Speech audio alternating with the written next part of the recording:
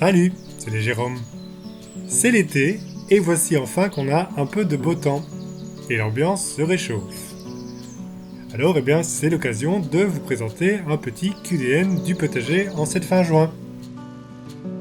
On commence par cette grande parcelle qui était celle des courges et haricots l'année passée.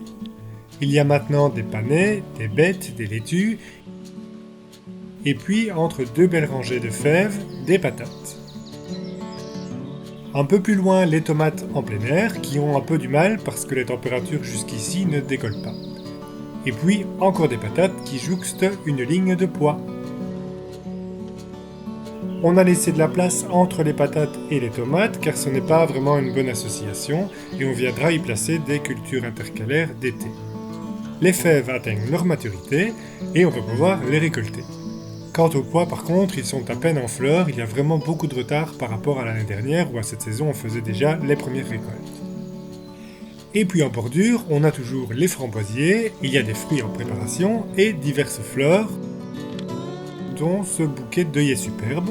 Superbe est dans le nom, mais oui, il est vraiment superbe, mais surtout, son parfum est incroyable, et ça, on ne peut que vous le dire malheureusement, mais vraiment, ça vaut le coup. Alors, en plus de la météo qui n'est pas clémente pour le potager cette année, on a eu quelques découragements car il y a des chevreuils qui ont trouvé le chemin de l'open bar qu'est notre potager. Ils ont mangé pas mal de choses, les jeunes pousses de framboisiers, tous les fraisiers et les fraises qu'il y avait dessus. Mais ils ont aussi fait pas mal de dégâts aux arbres fruitiers. En gros, toutes les feuilles qui sont à portée de bouche ont volé en une belle salade pour eux. Et c'est assez embêtant pour les jeunes arbres qui commençaient à se développer. Certains avaient déjà été leurs victimes l'année passée. Heureusement, l'écorce n'a rien, donc on espère que cela va se remettre. On a donc pris des mesures de protection pour les arbres les plus critiques, et puis pour les légumes en installant un petit grillage. Surtout que les laitues, ils n'en mangent pas juste une de temps en temps, non, ils croquent un petit peu dans toutes les laitues qu'il y a. On a donc essayé aussi de mettre en place des dissuasifs ou répulsifs, comme par exemple faire du bruit quand on est au jardin, pour une fois ça sert que j'éternue très fort, et on leur court après en criant quand on les prend sur le fait à la nuit tombée dans le potager. Au début, on trouvait ça mignon, mais bon. Cela doit d'ailleurs en valoir le spectacle, surtout si on ne sait pas qu'on court après quelque chose. Plus sérieusement, comme on sait d'où ils arrivent en traversant la rivière, sur leur ligne de passage, on a dispersé nos cheveux, récupérés après une coupe, et il semble qu'ils détestent l'odeur des humains. Tout ça mis ensemble, ils ne semblent plus trop venir pour le moment au jardin, espérons que cela dure. Bref, mais un problème n'arrivant jamais seul, nos pauvres arbres et légumes, en plus d'être grignotés par le dessus, se font aussi dévorer les racines par le dessous.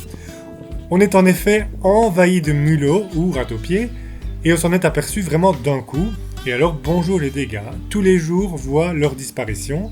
Alors on s'est assez bien renseigné sur le sujet, malheureusement ce sont des choses qui arrivent, cela se prépare silencieusement, c'est sous la terre, et puis quand ça pullule, c'est trop tard. Il n'y a pas grand chose à faire. Les dernières années ayant été très sèches, ça n'a pas aidé non plus, et pourtant c'est pas faute d'avoir les prédateurs sur le terrain. Mais cela ne suffit pas. Ce sera donc la grosse part pour la nature cette année. On a même un arbre qui était aussi grand que celui derrière, qui s'est fait complètement boulotter les racines, et qui est tombé avec le vent.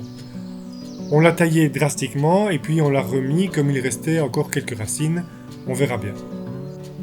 Alors dans cette parcelle, il ne reste plus grand chose de la ligne de panais et les carottes aussi commencent à disparaître une après les autres.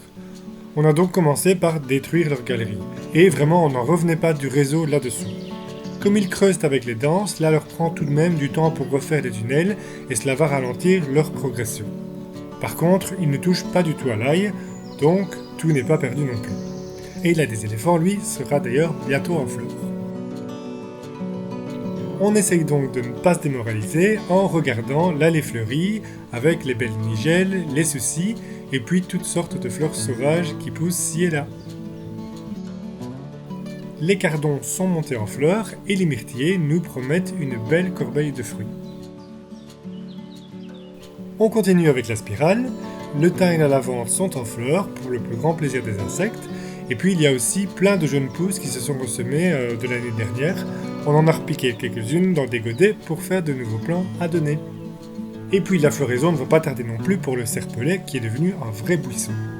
Et donc avec la chaleur des pierres, les plantes ici se sont mieux développées qu'au jardin. On a aussi repiqué des basiliques au pied de la spirale qui vont pouvoir bénéficier de cela. Tête au soleil et pieds dans l'eau. Et là où la chaleur n'a pas manqué non plus, eh bien c'est dans la serre. Il y a encore pas mal de plants qu'on va repiquer très prochainement, comme le basilic, le bok choy et le persil. Les plants de tomates ici ont littéralement explosé, on voit vraiment bien la différence avec l'extérieur, il n'y a pas photo. Et on peut même déjà voir les premiers fruits en formation. Et bien sûr, au pied de tout cela, on y a planté plein de basilic. Vivement que tout cela soit prêt, ça sent déjà bon l'été.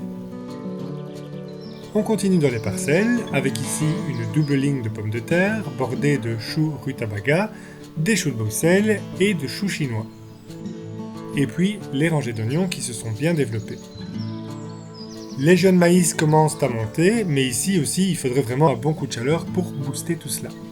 Une autre rangée d'oignons et de choux cabu. Alors on vient de faire une nouvelle ligne de carottes qui doit encore lever, et à côté il y a des scaroles et chicorées et encore des choux de Bruxelles. Et nous voici arrivés à la parcelle de courges et de haricots.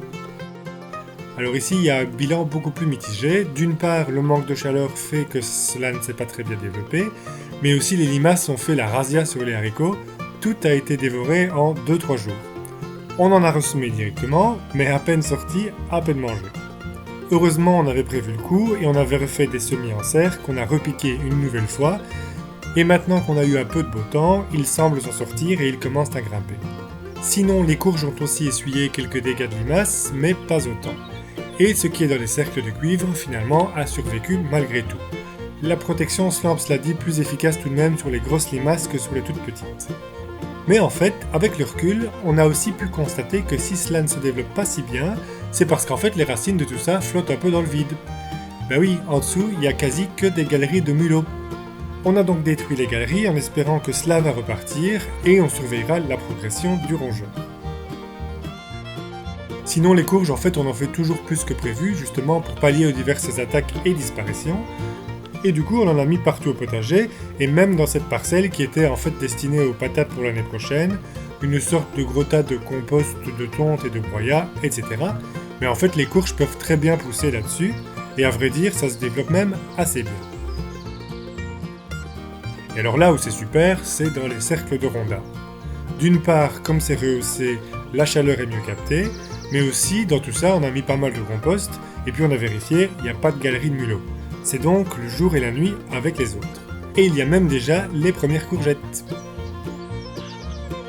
Plus loin, les concombres et cornichons qui peinent aussi un peu, pour les mêmes raisons, mais on ne désespère pas, ça va venir. Et puis derrière encore, d'autres laitues, chicorées, bêtes, et puis des oignons de semis de nos propres semences pour pouvoir produire des oignonnets. On va essayer. Dans la parcelle des kales, ça va aussi assez bien. Ils prennent leur place, on a déjà récolté tous les radis et quelques laitues qui poussent sur tout cela.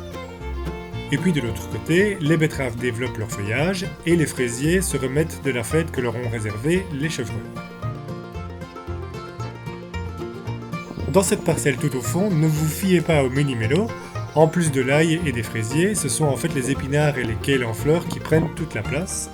Mais les semences de kale seront bientôt prêtes à être récoltées et on viendra y repiquer des légumes d'hiver à la place. La parcelle de rhubarbe explose à nouveau, on va pouvoir faire déjà une troisième récolte, on a déjà fait 25 kg jusqu'ici. C'est l'avantage d'avoir un temps plus frais et humide jusqu'à présent, finalement ça profite toujours à l'une chose ou l'autre. Et puis le frais a aussi profité aux oignons qui stoppent leur croissance avec des fortes chaleurs. Et donc cette année, ils sont plus gros. Du côté des palissades de petits fruits, les premières framboises et groseilles sont prêtes à être récoltées. Contre le mur, elles sont toujours plus en avance sur les autres, comme quoi c'est vraiment une question de chaleur, alors qu'on n'arrose jamais cette partie, toutefois assez sèche du terrain. Dans le verger, rien de particulier, à part les gels tardifs en mai qui ont détruit quasi toutes les fleurs, il n'y aura donc pas beaucoup de fruits cette année. Mais on est super content que notre première greffe a repris, C'est une variété de pommes d'une connaissance à nous, dont on ne connaît pas le nom, mais dont on aimait bien les pommes, forcément. Et on retourne vite au jardin, car alors qu'on n'a pas fini de filmer ce tour très complet du potager, on repique les premiers poireaux à côté de la nouvelle ligne de carottes, comme les deux se protègent assez bien mutuellement de la mouche.